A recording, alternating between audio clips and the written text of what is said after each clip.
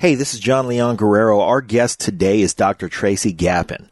He's been on the show before talking about epigenetics, which uses personalized interpretation of individual genetic characteristics to improve diagnosis and provide optimal treatment. He's a board-certified urologist in Sarasota, Florida, and his concentration on men's health is absolutely practical. It started with his own health. Working long hours and raising a family like many of us, Dr. Gapin found himself doing for everyone else and not paying enough attention to himself. He was 25 pounds overweight and his cholesterol was through the roof. He realized that for his family, he needed to prioritize his own health, and that led to his focus on nutrition, exercise, and through regaining his own vitality, becoming an authority on male performance. Now, for our female listeners out there, you're going to want to hear what he has to say, because while he is one of the world's leading experts on testosterone biochemistry and virility, his research applies to everything from sleep, weight management, mental and emotional health, hormonal balance, and all the things that promote high-level performance, endurance, and longevity. And that's good stuff regardless of your gender. Dr. Gapin does, however, focus on the cutting-edge approach to elite men's health, and that's what attracts us to his work. He is, well, one of us. He's back to talk more specifically about epigenetics and about peptides, which are crucial to healing and cell regeneration, and how they're going to replace pharmaceuticals for much of what ails us, especially those health issues related to aging. Now, if you're into these topics and we're helping you to be more informed about them, do us a favor and support the Break It Down show with a 5-star rating on iTunes or Stitcher or iHeartRadio or whatever platform you're using to listen to us. And if you're listening on YouTube, please subscribe and hit that notification bell so you're always abreast of our new episodes. And leave a comment or write us a review. Nothing big, just a few words. You ought to be able to do that with your newfound strength and vitality. And here to tell you more about the new High Performance You, our guest today, Dr. Tracy Gapin. Lions Rock Productions. This is Jay Moore. This is Greg Proops. This is Jordan Harbinger. This is Dexter from The Offspring. This is Nathan This is East. Sebastian Younger. This is Rick Marotta. This is Stuart Copeland. This is Mick Gillette. This is Andy Summers. Hey, this is Skunk Baxter. This is Gabby Reese. This is Rob Bell. Hey, this is John Leon Guerrero. Hey, and this is Pete A. Turner. Hey, this is Dr. Tracy Gapin, and you're listening to the Break It Down Show.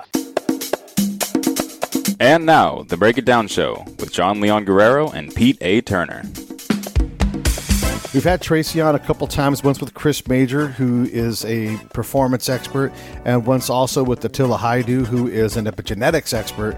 And we're getting back into this health space.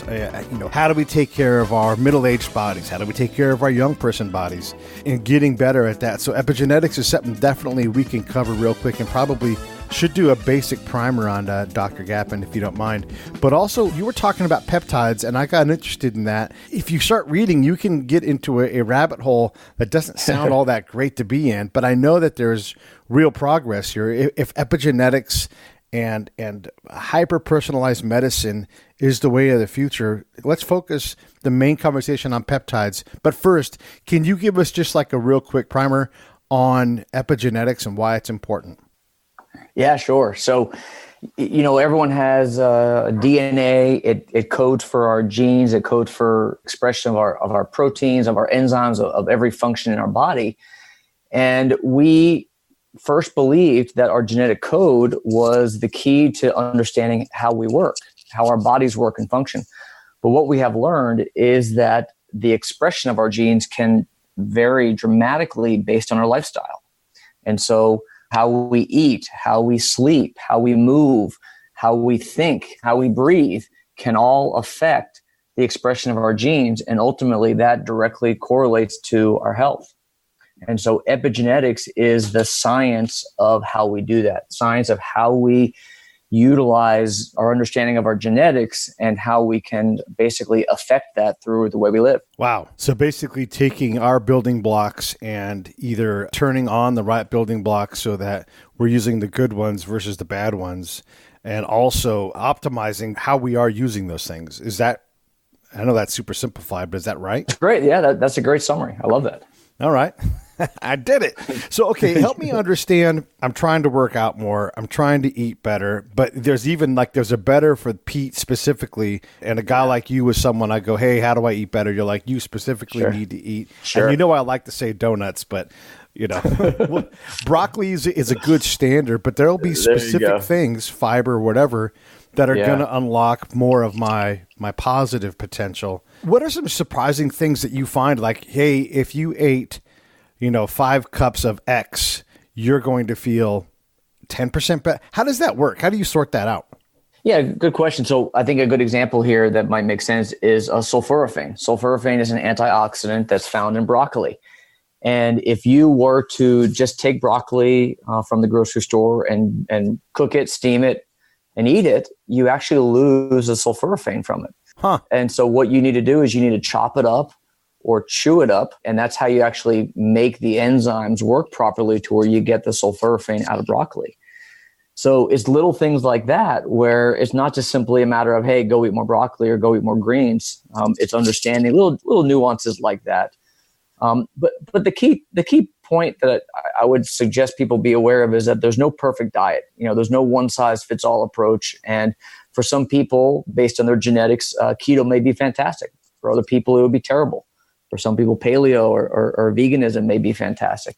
You have to take an individualized approach, and I like to call it N of one medicine, where everyone's unique and different. And a precision-based approach is what's really going to help you know what's right for you, and that may not be right for the guy next to you. Hey, this is Pete. Real quick, I just want to let you guys know we are proud to announce our official support of Save the Brave, a certified nonprofit 501c3 with a charter of helping veterans with post-traumatic stress. Here's how you can help. Go to savethebrave.com, click on the link on the website, and my recommendation is this. Subscribe. Give them $20 a month. You've got subscriptions that you can turn off right now that you're not using that are $20 a month. Swap that out. Get involved. Let's help these folks out. You have to take an individualized approach, and I like to call it N of one medicine, where everyone's unique and different. And, a precision-based approach is what's really going to help you know what's right for you, and that may not be right for the guy next to you. Right. And then having someone like you walk you through this process helps you to refine, like Jordan Peterson famously talks about only eating red meat. And he's like, I don't want to do this, but if I want to feel better, this is what I have to eat. And he's done the very controlled diet thing to get to this point where he's winnowed out all the things that don't seem to work and gotten to just this strictly red meat diet. Interesting. Yeah, you have to take a personalized approach to it, and it's experimenting, it's understanding your genetics, it's knowing what works for you. And then most importantly, beyond that, is tracking it. So, when you make changes with your health, whether it's what you eat or micronutrient supplementation or helping support your detox systems, you need to have a way to track it to know that what you're doing is actually helpful. And so you're saying keeping a food log is paramount in terms of getting better. Yeah, a food log is really paramount, but it's following up on labs as well. It's following up on key biomarkers that help give us an idea, a window into how the nutrition is affecting you. Right. And so some people respond very poorly, like, for example, a ketogenic diet, or, one of our clients had drinking bulletproof coffee every morning. Right. And she came in and her lipid panel looked horrible. Yeah. And we ran her genetics and realized that for her, that was not optimal. And we made some changes. And a few months later, her lipid panel looked dramatically different. Huh. And so stuff like that, where you have to take an individualized approach and, figure out what's right for you. I know my lipids are high, my cholesterol's good, and I can't seem to grasp what it is that I'm doing wrong. I'm not asking you to give me free medicine advice, but what kind of things should I be trying to work on at the peak level? What am I missing, man? Yeah, there are some general guidelines that I give everyone as a starting point, and that's going to kind of help get you started. Number one, sugar. I think sugar is the enemy in general. We're talking about refined processed sugars like candies, cupcakes, the donuts you mentioned earlier, all those packaged products like you see in the middle of the grocery store, white bread. When my wife and I go out for date night, sit down at the restaurant, the first thing they do is put a basket of white bread in the middle of the table. And I have them take it away because there's nothing good that comes out of that. Right. And so, one of the biggest issues with people is too much sugar, too much processed foods, too much packaged, refined, crap. So sourdough bread is out. Oh, it's out. That doesn't mean you can't occasionally, have a treat and occasionally cheat here and there. Yeah, right. But the staple of your diet needs to be real food. Yeah. And so the main thing you can do without knowing your genetics is to cut back on the refined sugars, on the processed foods, on the trans fats like, fried foods, and focus on real food. One of the things, as I try to eat better, I get on and off the wagon. Luckily, the wagon always stops. That's the best thing about the wagon. My body does not like the first several days of that change. How long do I need to stay with something that I know in theory to be a better practice? Like, let's say that I'm going to have, I'm going to drink 2 protein shakes before 4 o'clock, it's one in the morning, one in the mid-afternoon, but my body is going to respond in a way that makes me go, oh, I don't like this. Is there like a rule of thumb for transitioning from bad eating habits to good? I would say you need to start today. Okay. There's this mindset thing. I'm going to wait till January 1st. I'm going to wait till that magic perfect day. And the answer is you start right now. You start the clock today, now. And it's a mindset thing. For a lot of guys, you literally make the decision. Your life is full of decisions, full of choices. And I work with my clients on having the right mindset to where you're making a decision because you know that the outcome of what you do today is going to be positive. You really take it one day at a time. You start today, you make changes. And then secondly, you need to track it. You need to know that the changes you are making make a difference. And so I have my guys track a lot of things. They track their food intake is important. They track their fitness to see what kind of activity they're doing. I track a heart rate variability, which is a great biomarker. It's a nice window into your health. That's a good way to kind of know from a stress level perspective, from a cortisol perspective, from a parasympathetic nervous system perspective, right? That we're having a positive impact on your health. I look at sleep. A lot of nutrition, bad nutritional habits can affect sleep as well. And so it all kind of ties together. And so I think that first thing you need to do is make a decision today, right here, right now. You're going to make a change.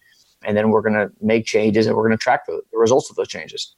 That was actually better than what my original question was. But I do want to get an idea on this part because my body responds when I have these protein shakes. And let's say that I am doing it now. But my body, in terms of how I process waste and everything else, is different until my body kind of adapts to this thing. How long is normal for, like, let's say that I start eating more raw broccoli, more cooked blueberries, a protein shake, and then my body's like, what are you doing? Where are my donuts? So my body responds in a negative way until it adapts to the newer diet. What's dysentery and what's normal processing changes? I gotcha. Yeah, I think I understand what you're asking. Yeah. So you're going from a diet full of crap to a diet full of real food, good food, high quality nutrients. And there's a very real thing called sugar addiction. And it's a real problem where people have a hard time coming off of sugar. And so you may get some adverse symptoms from that, but typically that's a couple of days. I would not expect that sort of thing, that sort of withdrawal thing to last more than a couple of days. But in terms of how long till you see a positive result from doing something like that, like you're saying, drinking some protein shakes or eating broccoli, whatever, the answer is a lot more complex than that. And that's because there's no one thing that you're going to do that's going to make a dramatic effect. Right. And so there's a phrase called the systems-based approach. And what that means is that your body is full of multiple systems. And that includes your hormones, including your thyroid, your cortisol, your testosterone, your estrogen, your leptin levels, your ghrelin levels, your growth hormone levels. Other systems involve your circadian, your clock genes and your circadian rhythms, your metabolism. We look at your micronutrient levels. We look at your mindset. We look at your detox pathways and how your body gets rid of toxins and levels of inflammation. And so you see how everything kind of fits together in a puzzle. And so if you look at one piece of that puzzle and say, hey, if I just drink 2 protein shakes every day, how long until I feel great? Well, the answer is never. You're never going to until you address everything. Right. So it's a complex approach that's required. No, that's fantastic. And I definitely need to improve how I do these things. And I think about my body, as I approach 50 years old. And, the demands I've put on my joints, for example, are different than the demands I've put on my organs in general. The worse your diet is, the worse the quality of ingredients that you're giving your organs, your liver, your kidneys. You're asking more of them with less. And ultimately, that goes to your brain, too, I'm guessing. And I'm a layman, but I'm assuming that if you ask your liver to do the same job with junk, donuts, etc., that it's going to give you a lower grade blood and, whatever. The chemicals in your body are going to react in a way that they only can. You're only giving them a 60% solution. So you're giving your body a D grade product and expecting for 70 years that your body not to go, hey, no good anymore. Is that fairly accurate, you think? Yeah, I think you're right on. Another way to look at it is when you're not taking care of your body, when you're eating crap, when you're not exercising, when you're not getting enough sleep, when you're not controlling your response to stress, you're creating chronic inflammation. And that's perhaps the root of all evils in our body, where it's not just, you have acute inflammation when you exercise, when you work out, you're creating inflammation short term in your muscles to create growth. But chronic inflammation is actually harmful, where your biochemistry doesn't work properly when you treat your body like crap. Right. So it's cleaning all that crap out of your body. It's doing all the right things, and it's not easy. It takes dedication and mindset. And I have a lot of guys who want to work with me. Actually, I tell them no, because their mindset's not there. They're not truly motivated and focused and willing to take the hard steps that are needed to make change. Yeah. Wow. Yeah. You're not ready to make change. Work on that. Yeah. Wow. Yeah. Okay. So, and we're going to get into peptides here in a second, I promise. But when someone does want your help, do they have to, because you're in Florida, do they have to be there, or can this stuff be done, virtually or whatever? Yeah, I do a lot of my work virtually. I do a lot of genetic consultations. I call it the Edge Blueprint Consult, where I help guys use their genetic data to create kind of an introductory blueprint or plan. But then working with me in person, I have a virtual telemedicine program where I will meet with them once a month virtually as well. And so it does not require that I see them, brick and mortar here in the office. Okay, so you can do virtual help. You're available for those kinds of things. And that's right.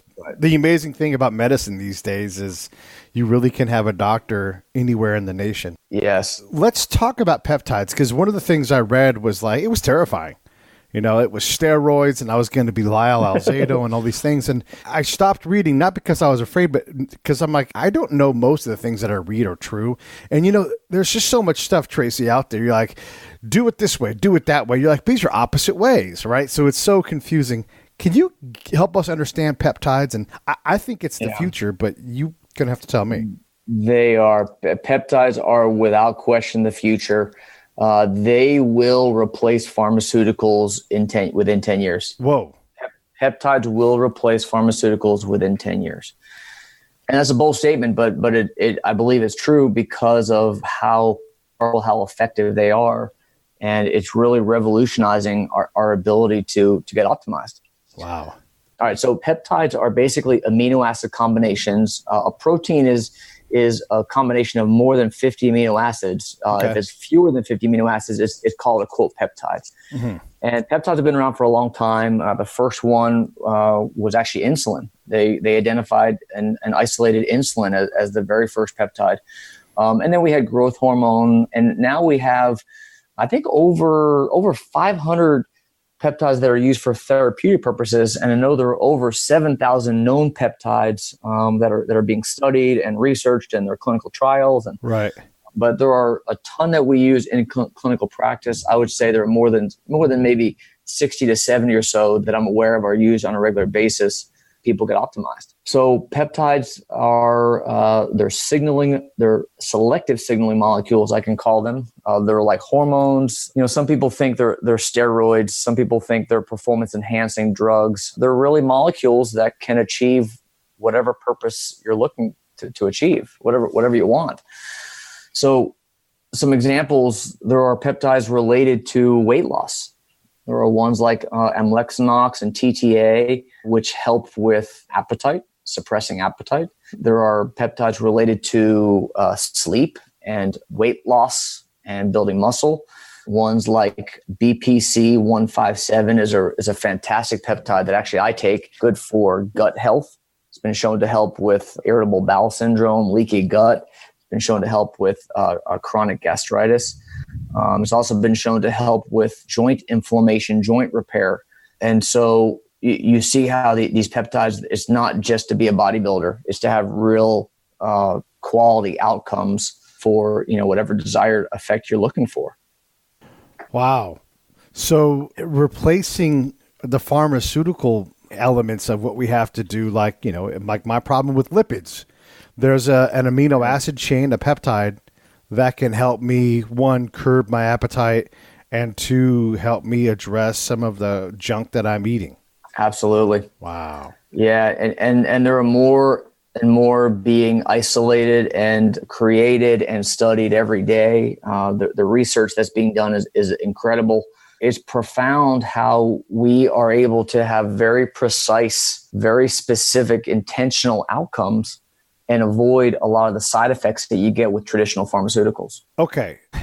Big questions. All right. Fun stuff. Yeah, no, I mean, it's interesting. So you're telling me that it sounds like a magical cure. I'm assuming that it's not magic, but there is, science to be sorted out. We'll just use my example again. I need to get my lipids under control. You prescribe a, amino acid chain that's going to reduce my appetite and an amino acid chain that's going to attack some of my sugar when I do take it in. And hopefully I stop eating like a jerk and I don't just rely on the peptides. But can the peptides do things like medicine can, like kill my liver or attack my kidney or any of those kind of things? I mean, yeah, they all have potential side effects that they're fairly minimal typically. They all have potential risks and that requires that you have someone prescribing it who can understand the dosages, the side effects, the potential risks, and, be sure that you're getting, good quality supervision. Right.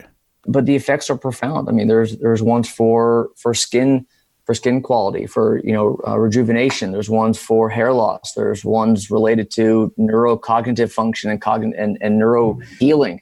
There are a couple that are related to longevity. Epidolon is it's a 4 amino acid peptide that comes from compound from the pineal gland.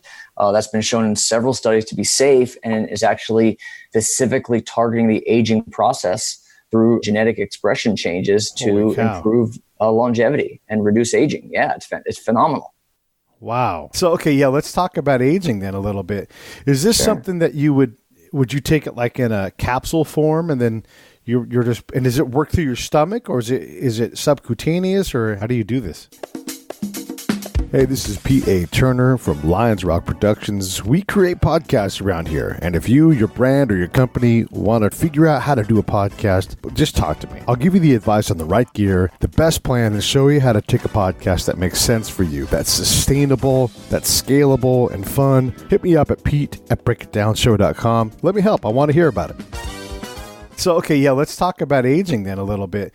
Is this something that would you take it like in a capsule form and does it work through your stomach or is it subcutaneous or how do you do this?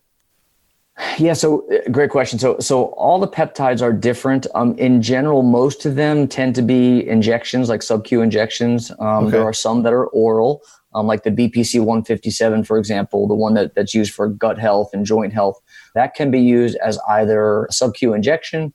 There is an oral capsule that actually I take. And then there's also a lot of people who are actually injecting the BPC 157 directly into joints to reduce inflammation and improve healing. Huh. So they come in various forms. GHK copper, it's a great skin peptide that actually my wife is using. It's a tripeptide that's used for skin rejuvenation, and that's a topical. It's actually a cream that you put on at night. There are different routes of application and administration depending on the peptide itself. Wow. Okay. And then we have all kinds of problems and things we're trying to accentuate. Can you just stack multiple peptides into an injection and shoot it under your skin? And is this something that you can do yourself? Like you order that amino acid stack and then you just throw it in your arm and you're like, I want to fix these things and accentuate these things? You could get these drugs on the black market online, and there are unfortunately some guys doing that. I would typically recommend against that for the sake of quality control. Well, let's be clear. We're not talking about trying to get black market medicine. I mean, like, this, some medicines you can get through online sources legitimately, Yeah, these in general, you need a prescription. You need an actual doctor prescribing them through a normal compounding pharmacy. Okay. So I use TaylorMade Pharmacy. They're a great compounding pharmacy and provide great quality peptides. Wow.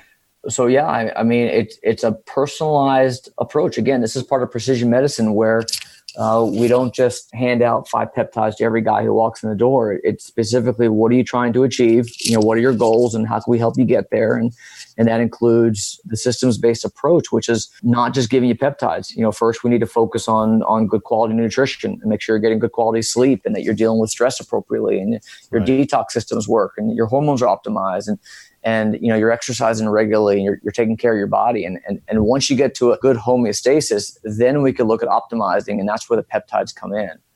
But I caution guys that this is not a magic bullet. Right. This is not like I don't have to do the work. I could just inject myself and be Superman. Right. It's a better bullet, but it's not a magic bullet. Sure. Yeah, it takes so much more than that. This is icing on the cake. Right. Yeah, the peptides are not to be thought of as a replacement for a healthy lifestyle. It's to be used as an icing on the top of the cake, so to speak. Right. So when you say it's going to replace pharmaceuticals, are the pharmaceutical companies leading the charge on this stuff? Or, we always want the big corporations to be mustache twisters, right? And they're like, we're going to smash the peptide industry and put out a bunch of bad information. Or are they leading the charge of this thing?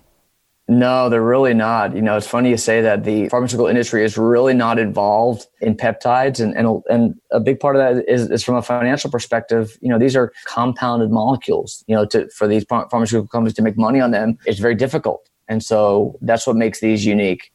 And so there is not a big push by the pharmaceutical industry for peptides. It's more at a research level. In the medical field, there are a lot of doctors that do their best with what they've got, and they take their Hippocratic Oath very seriously, and they're trying to reduce suffering, but they don't always get the results they want. So they get to say they're a doctor and helping people, and I'm thinking specifically of like pain management clinics, where they're trying to reduce suffering, but, simultaneously killing people in a lot of ways, So how do we know when someone peptides, it's so foreign, it's so far out in front of where we're at, it's 5-10 years in the future. How do we know when someone, and obviously you've got credentials and we're not talking about you, but how do we know when someo's legitimate? When it comes to how do we know the peptides are legitimate? No, the doctor who's going to be doing my care with them. Yeah, that's a good question. I don't know that there's a simple answer to that. I think you need to look at their credentials, look at what they're trying to achieve in general. Is it a cash cow clinic where they're just trying to herd you through and sell you a bunch of supplements or a bunch of drugs and pass you by? Or are they in it for the long haul with you? I personally, I don't see guys to just give them a peptide and send them out. They have to be part of a long-term program with me, right? Because they need to know that there's more to it than just taking a shot every day. So, there are going to be unethical players out there in any industry. And I think it's being smart and trying to, get a feel for them as a person and use your best judgment, I guess. Fair enough. And thank you on that, because it is one of the paralyzing factors is, I'm going to put it's funny because you're going to put your life into someone's hands one way or the other. And hopefully that person's a doctor, but in trying to do these newer things, micro dosing and not just intermittent fasting, but significant fasting, like a lot of the Silicon Valley guys are barely eating anything, as they try to hold on to youth and fitness and everything else. It's real confusing as to where to go. And I totally agree. Having a doctor's care is important, but give us an idea what the future looks like. Like, tell us what you think you see ahead of us. Precision medicine. Okay. Precision performance medicine is the future. It's where it's all about data, and we are increasing our ability, our capacity on a daily basis to acquire more data about people and using biometrics and tracking. And with that data and information, we can make very precise decisions, and we can treat people as individuals and not just put him through the mill as just another number, as another patient who, is not going to necessarily respond to each treatment the same as the next person. Yeah. And so there's, pharmacogenetics, for example, where we can look at someone's genetics to understand how they're going to respond to a certain medication. In my urology practice, I treat a ton of men with prostate cancer. And there are genetics that enable us to know how a man's going to respond to treatment. Right. And whether he is at risk for higher grade or more lethal disease than we might otherwise be aware. And so it is using all this data to make very specific decisions and individualized care. And so that is without question where we are heading. Whether it's genetics, whether it's health technology and wearable technology and peptides, it's all about an N of one precision approach. Right. Much more knowledge of what exactly you're doing to your body as you're doing it too. I mean, the ability to... Sure. Yeah. And just give you more weight to your decision, because if we're putting it off to the future, that's what we've done in the past, right? And then we'll take a pill and deal with the consequences. But now we get to see immediate results. Like your body performance just turned down 5% because of the crap lunch you just had, and right. It's just, I could see that being the case where you're motivated, just about like when everybody got into walking a few years back, and it's like, I'm going to do my 10,000 steps, because you had input, you had goals, you had things you could achieve. Sure. And I can for sure see precision medicine. Okay. So let's go on the doom and gloom side. Having more access to these things, will that reveal more problems within our bodies that no one's even accounting for now? Like, I'll give you an example. Prellis Biologics, they're going to start printing organs, and they're working on the oxygenation problem. They already have the capillary structure figured out, but they're working on getting air to the rest of the tissue that they're going to create. So they're going to start with kidneys and work out from there. And what they're saying is that most of us live with some percentage of organ disease. Maybe it's 5%, maybe it's 80%. But what they're saying is that from what they can, and obviously they're an organ providing company, so they're going to see their own solution. But what they're suggesting is that when someone gets to 40%, disease, they're going to be able to, put in a helping kidney, like a third kidney, or remove a kidney if it's going down the path the other way.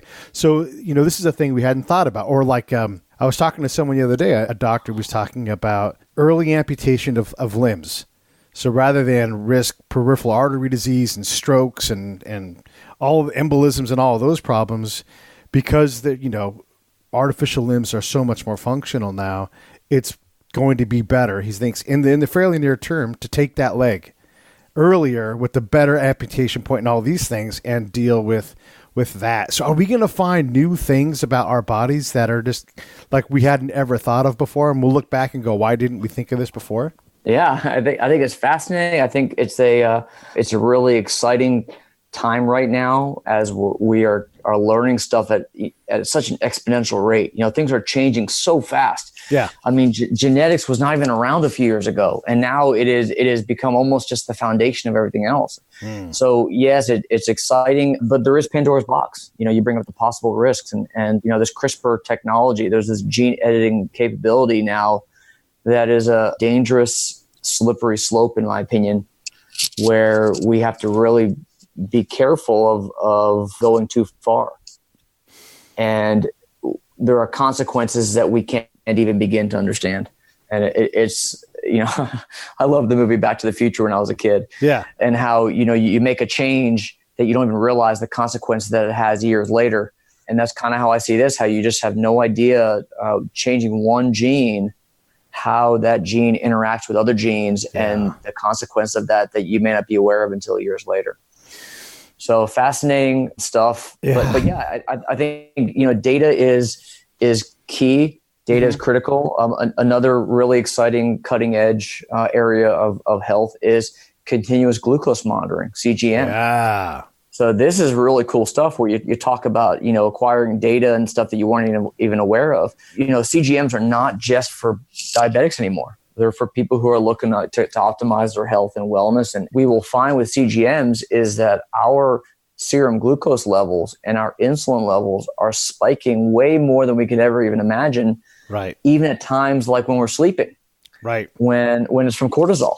cortisol from the stress of your day, from not being able to properly manage the stress in your life, is raising your blood sugar and your insulin levels while you're sleeping, and you don't even know it.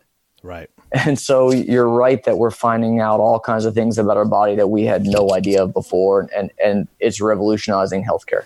Yeah. So we have someone who's got type 1 in the house here. How it impacts your mental wellness. And I'm not trying to say anything about anybody who's a diabetic and all, but again, like the system is not working properly, so other things are being taxed. The day-to-day grind of having this life-threatening illness and being able to, if not now, in the very, very near future, have basically what amounts to an external artificial pancreas it's pancreas, right? That creates the, I'm not saying it's perfect, but because of the monitoring, because we can look at the patterns of what we're eating and everything, and the machine can now do a better job of putting in the proper amount of insulin or whatever. It's going to manage that whole process better.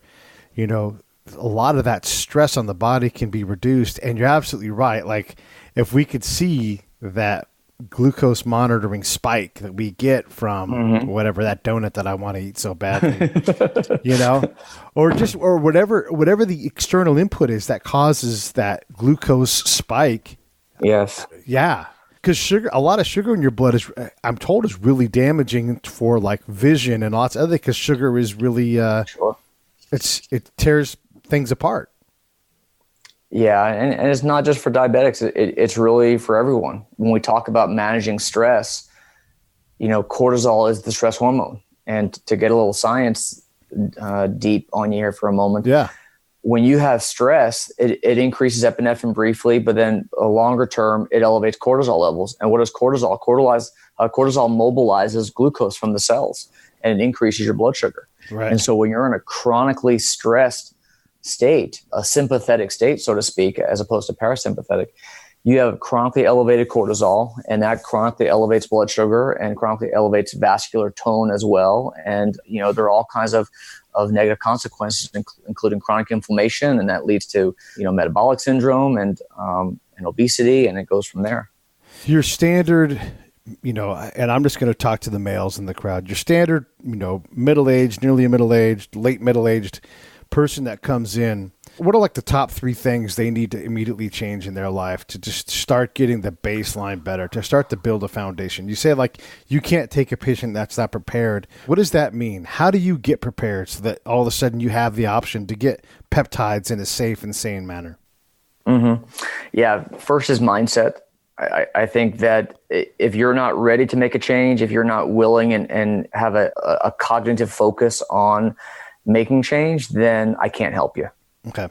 It has to come from within, first of all. So I think for a lot of guys, it's making the decision that they're going to make the decision. And so mindset's number one.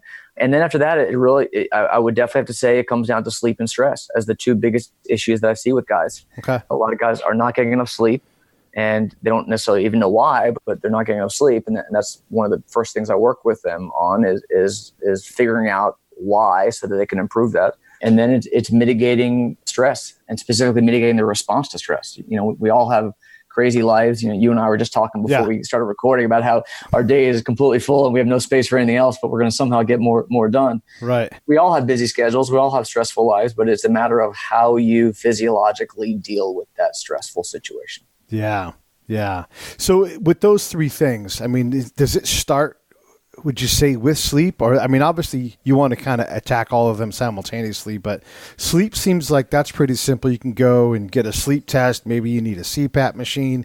Maybe you need to stop taking caffeine at 2:00, whatever it is, right? There's things that you can start to play with and look for patterns. But that mindset part, that seems to be a motherfucker, because I don't want to eat like crap, but there I was having pizza, Yeah. Because you have not yet made the decision of what you really want. Yeah. You know what I'm saying? You haven't made the decision that you're going to aim for something bigger. Right.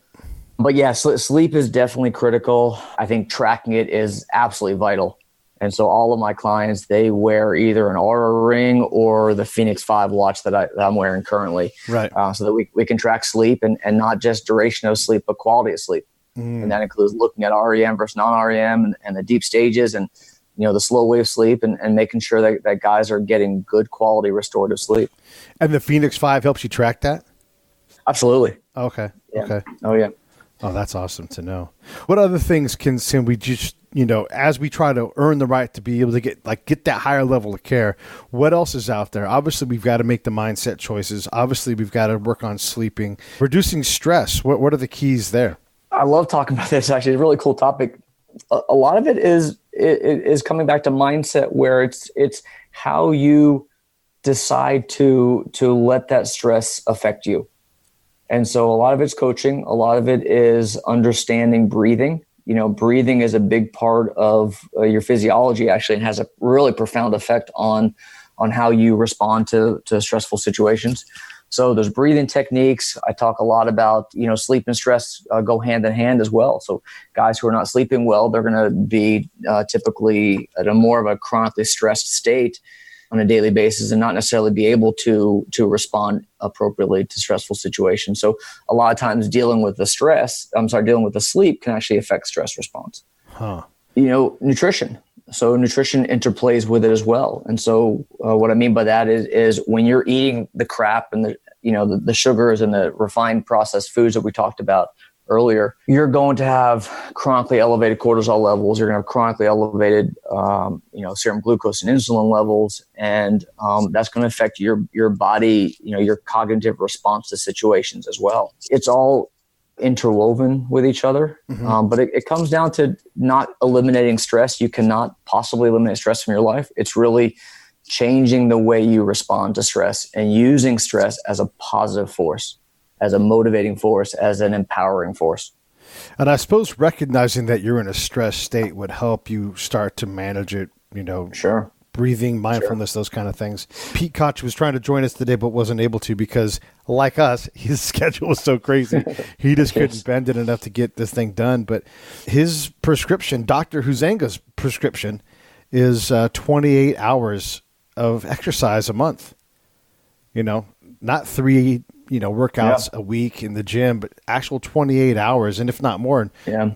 Dr. H talks about 90 minutes. If I go and do my exercise for 90 minutes, not only am I healthier, I'll actually get more done in that day because I'll be able to perform at a higher level longer and deal with stress. Absolutely. Yeah. Fitness and exercise and movement is so vital. It has so many obvious positive physiologic, responses to it. That 90 minutes 3 times a week is really what I would say is ideal. Okay. Most guys don't get close to that. But yeah, it's much more than guys think. Guys think that 20 minutes in the gym and I'm great. Well, no, you really need more than that, in my opinion. Right. As a baseline, like right now, I've got a hernia that I'm waiting to get operated on. So and it's very uncomfortable. So I'm sort of shut down on, I try to walk the dogs in the evening, and that's about a mile. But even some nights I can't do that. So that stuff aside, right? Like I got to get that dealt with and go through the proper recovery time. But as a default, if you don't have, you're not at the gym, you're on the road. Is it 90 minutes of walking? Do you have to go into the hotel gym and really crank away? Or what's like the minimum that you can do when you don't have your perfect situation for working out? Yeah, that's a great question. I have a lot of guys who are traveling a lot and on the road and in hotels. And, the short answer is do something. Get off your ass and do something. And a lot of guys will use it as an excuse. Oh, there's not a gym in my hotel. Or there's not this or that. You literally got to put your shoes on and go walk. Depending on your fitness level, you need to stress yourself. So what I mean by that is whatever level you're at, if you're not stressing your system, it's never going to improve. It's never going to get to the next level. And so exercise is really about, if you're looking to improve your performance, then it's about stressing your body beyond what is comfortable. Wow. But the first step is getting off your ass. Well, you know what? But really, that is the thing. Is like, what are those steps in between? But you're right. Get off your ass and put on the podcast. Go walk for 10 minutes in a direction. Do you know that if that's your first step, go do that. And one, you'll be outside doing what everybody tells you to do. It's like go outside and enjoy the outdoors. Breathe some fresh air if you don't live in LA, but go out and breathe some fresh air and just go out and walk in a direction for 10 minutes. You can certainly do that. I'm on the phone a lot, talking to people, working on organizing things. And I, Sure. much as possible, I try to get up out of the chair, and we have a little cement pad basketball court kind of thing in the backyard. I just do laps around that. I don't count. I just walk. There you go. Yeah. You know? And I try to do those kind of things. I don't worry about parking super close. When I go park somewhere, I park pretty far. So, there's a bonus 150 yards maybe, And I'm hoping that those little things continue to add up into better and better habits. We'll see. I used to have lots of great habits, but then, my body has gotten more beat up. And so I definitely, I'm shut down sometimes just because my joints are so impacted. But I bet if I weighed less and had less internal swelling, my body would feel better also, though. There you go. And it's baby steps. It's one day at a time. And again, it comes down to mindset. Yeah, mindset. You want it so bad that you're going to stay focused on the task at hand. Who's the mindset pro? I'm going to get the mindset pro and have the three of us talk. Who do you want to talk to for mindset? David Bayer. David Bayer has a great program called Mind Hack. I've taken that program of his. That's a fantastic program. Beyer, is that right? David Bayer? David Bayer. A-Y, okay, Bayer. Yeah, gotcha. He's a great guy. Yeah. All right. I'm going to reach out to David Bayer and see if we can't get that set up, because that just sounds like a great thing to do. Mind Hack, the powerful living experience. He got his hand in the air and people look like they're having a great time. That's right. Well, listen, Dr. Gapin, you're busy. I'm busy. I really appreciate the time that you spent with us. We're all trying to nudge this ball up the hill together, and getting up and off the couch and walking and, eating more raw broccoli and making a decision that involves less sugar more often. All of these things are things that we can do simply each day to contribute to that mindset piece. I'm trying to convince myself that this is it by talking to you guys, and I do believe it. It's just, like everybody else, I'm working on the practices to get better. I love it. Always enjoy talking with you, Pete. Thanks so much for having me on here again, and let's do it again soon. Let's do that.